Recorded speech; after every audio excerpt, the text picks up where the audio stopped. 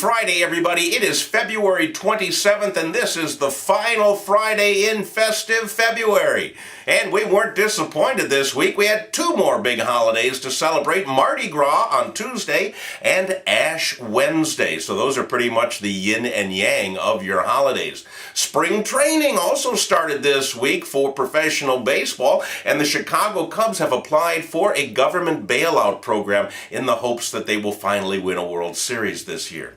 Well, there were no government bailout funds used in the production of this week's Friday Funnies, as is painfully obvious, so you can enjoy them guilt-free. You know, I enjoy in the morning a good cup of coffee, and who doesn't like a nice cup of joe from time to time? But Starbucks, said that coffee sales are falling off and they're closing up stores all over the country.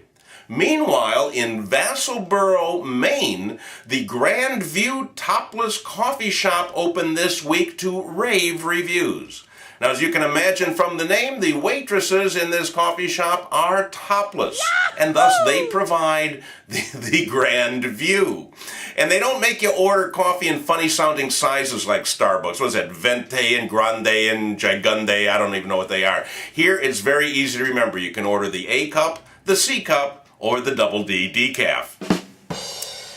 Here's a funny headline. This headline in and of itself made me giggle. Take a look. Cop makes arrest in bathroom after smelling crack. It made me giggle because the first thing I thought of is, whose crack did he smell?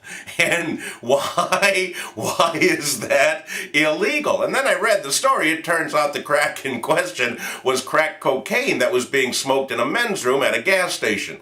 And so the cop didn't barge into the men's room. He just waited until the glassy-eyed goon came out of there with his crack pipe in his hand and then escorted him to the police station. But this headline still makes me laugh. All right, we've all heard that a friend will help you move, but a good friend will help you move bodies. And a real good friend in Grand Blanc Township, Michigan, will help you steal urine. Let me explain what I mean. One guy, we'll call him Friend A. Friend A gave a urine specimen during a job application at a hospital. But as Friend A was leaving the job interview, it occurred to him, I may have been on drugs when I gave that specimen. So he enlisted the help of Friend B and asked Friend B to break into the hospital, steal his urine specimen, and everything would be fine. So B went and stole A's pee, but he was caught and charged with B and E. So now both A and B are SOL. I read another story this week. I'm sorry, I just needed to recover a moment from that one.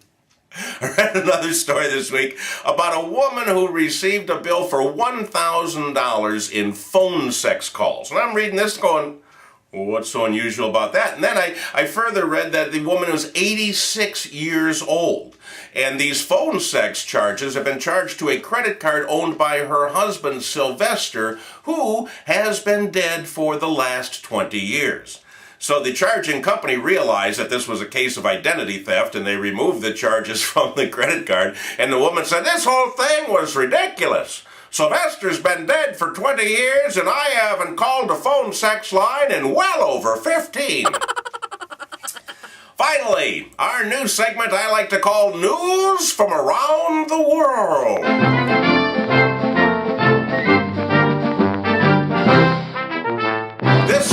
Takes us to Brunei, where oil is cheap, women wear burqas, and beer is illegal.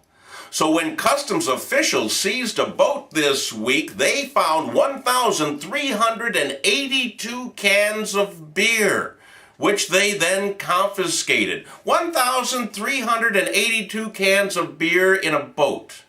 In Chicago, this sounds like proper preparations for a half-day fishing trip. But apparently in Brunei, they lop off your head. The thing that amazes me about this story is that I did the math. 1,382 cans of beer equals 236 packs plus 2 leftover cans. Sounds to me like there were originally 231 six-packs on board, and the customs officials toasted their success when they made the bust.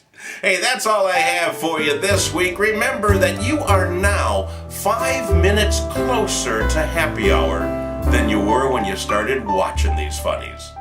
I'll see you next week.